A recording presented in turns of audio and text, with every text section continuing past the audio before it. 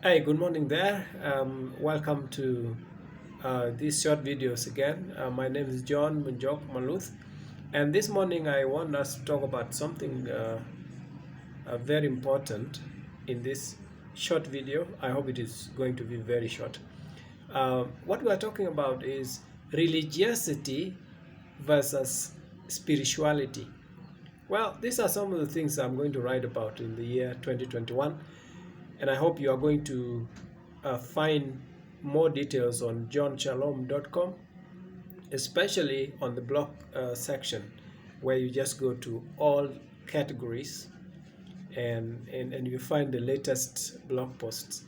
So now, what's the difference between religiosity and spirituality? Or what does it mean to be religious?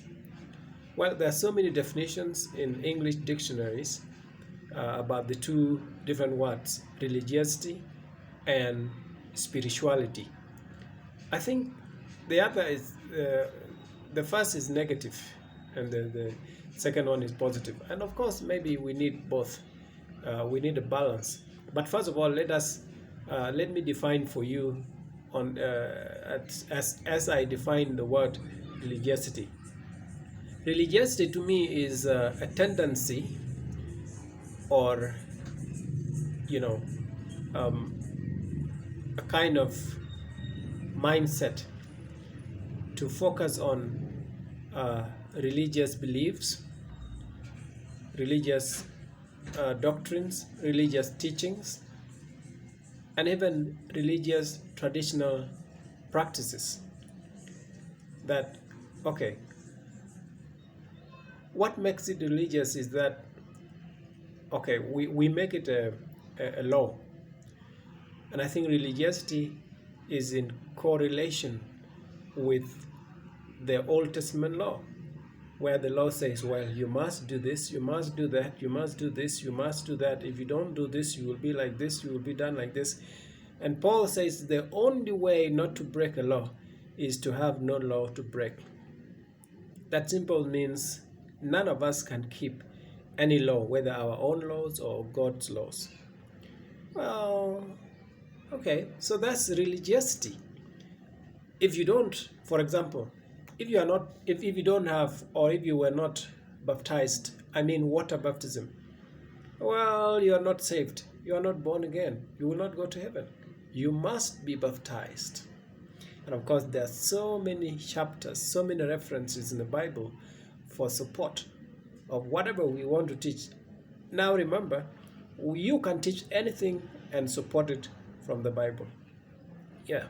So short verses, not reading the previous verses and the verses coming after, is the cause of heresy, because we can teach anything from it. Just that verse which seems to be in agreement with our teachings. You see, oh, okay, so if you don't speak in tongues, this is another example, then you are not born again. So you must speak in tongues. You must have been baptized.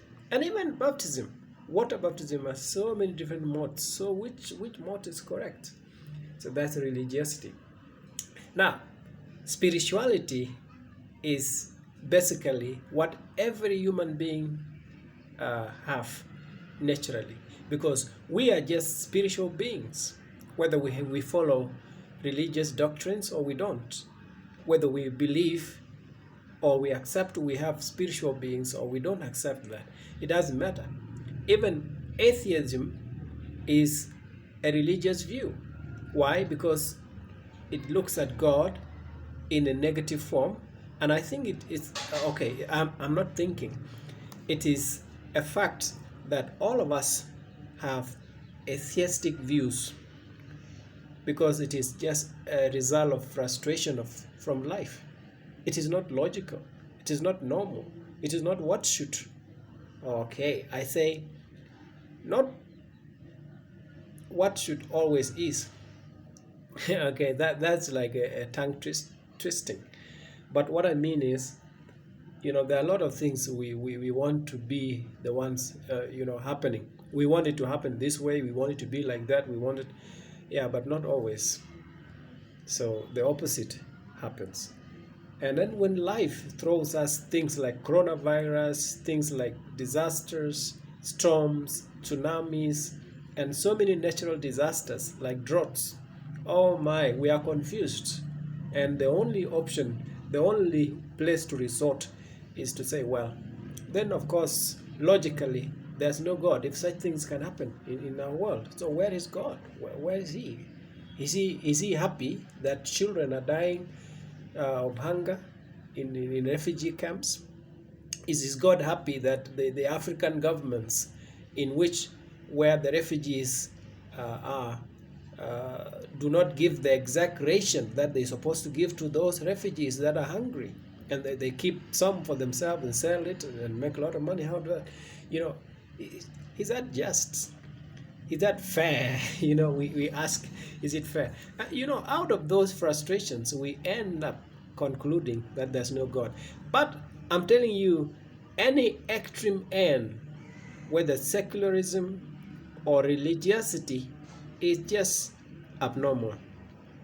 We don't know it all, and we will not know it all.